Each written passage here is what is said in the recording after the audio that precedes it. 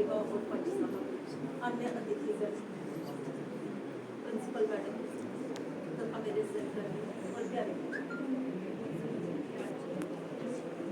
ये सितंबर माह, इसको आजकल पोषण माह के रूप में जाना जाता है। ये बच्चे हमारे तो भली भांति इस बात से परिचित है, क्योंकि पूरे महीने पोषण पर भाषण भी इन्होंने सुने और पोस्टर भी बनाए, निबंध भी लिखे।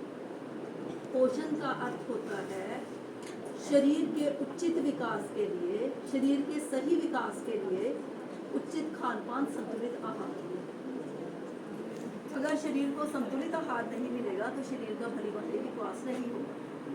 अगर हम पूरी दुनिया के आंकड़े देखें तो हर वर्ष बहुत सारे बच्चे जो हैं कुपोषण का शिकार हो जाते हैं, और कुपोषण के शिकार होने से बहुत सारी जो असमय मृत्यु तो होती है, इसके साथ साथ ही बच्चों का भली भांति विकास नहीं हो पाता है, जिसको कुपोषण को हम माल न्यूट्रिशन भी कहते हैं। तो इस चीज़ को ध्यान में रखते हुए कि भारत में ये समस्या, इसको जड़ से निकाला जाए, हमारे आदरणीय प्रधानमंत्री श्री नरेंद्र मोदी जी ने 8 मार्च सन 2018 में इस अभियान की शुरुआत की, जिसको पोषण अभियान कहा गया है। और तब से लेके आज तक लगभग आज ये जो सितंबर 2022 है, ये 5वां पोषण माह हम मना रहे हैं। इसमें बहुत सारी स्कीम्स जो हैं उनका चलाई गई हैं आंगनवाड़ी द्वारा, पंचायतों द्वारा। और हमारे इस वर्ष का जो पोषण माह का शीर्षक है, जो टाइटल है, वो है महिला तथा बच्चे, और साथ में पढ़ाई भी और पोषण भी, पढ़ाई भी। महिलाओं के लिए इसलिए क्योंकि महिला स्वस्थ होगी तो समाज स्वस्थ होगा। विशेषतः किशोरियाँ यानी जो टीनेजर गर्ल्स हैं, इनका शारीरिक विकास अच्छे से होगा, क्योंकि आने वाले समय में देश का भविष्य इन्हीं पर आधारित है। फिर इसके बाद गर्भवती माताओं को अच्छा पोषण मिलेगा तो अच्छी नस्ल जो है समाज में आएगी, और दूध पिलाने वाली माताएं हैं, तो इन पर फोकस किया जा रहा है। इनके लिए सरकार ने इनके उचित पोषण के लिए बहुत सारी स्कीम्स चलाई हैं। अब मुझे समय भी कम मिला, सारा मैं शॉर्टकट में कह रही हूँ बोलूँ। और साथ में बच्चे जो पढ़ने वाले बच्चे हैं, क्योंकि इस समय उनका शारीरिक और मानसिक विकास दोनों तरह से हो रहा है, तो पोषण का अर्थ सिर्फ पेट भरना नहीं है, संतुलित आहार है। संतुलित आहार जिसमें हमारे यहाँ 2 प्रकार के भोजन हम लोग करते हैं। कुछ लोग शाकाहारी होते हैं, कुछ मांसाहारी। अब शाकाहारियों के लिए, मांसाहारी के तो पता है मांस, अंडा वगैरह।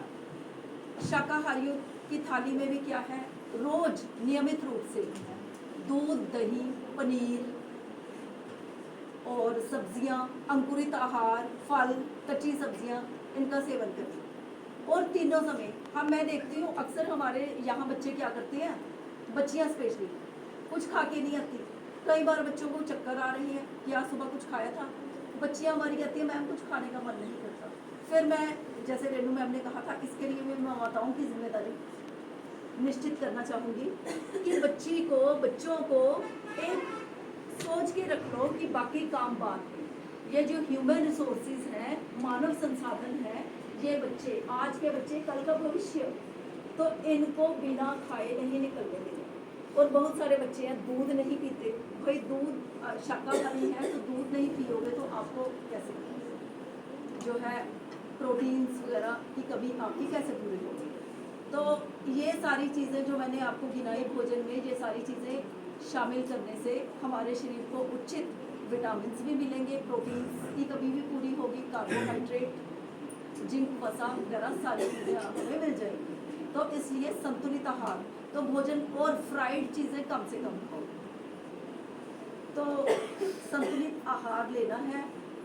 अच्छा, कई बार क्या होता है, हमारा गांव है, सारे कई बार आर्थिक समस्याएं भी हैं, फल की व्यवस्था नहीं भी हो पाती, तो कितनी ज़मीनें घर में फल के पौधे लगाए जाएं, और जब तक वो पौधे फल नहीं दे रहे तो ये जो अंकुरित अनाज होता है ना, इसमें ये भी फलों की कमी पूरी कर सकता है। तो एक आदत बना लें अनाज के अंकुर निकालने हैं, जैसे आज भिगो दिया, शाम को पानी निकाल दिया, वो पानी भी ऐसे नहीं फेंकना, पहले अच्छे से दालें साफ करके वो पानी भी फेंकना नहीं है, उनमें आटा गूंद दिया, वो भी उससे भी क्या होगा, पोषण मतलब जो हमारी चपाती है वो पौष्टिक होगी, और बाद में उनके अंकुर निकाल लीजिए, दालें उनके अंकुर खाओ, इससे क्या होगा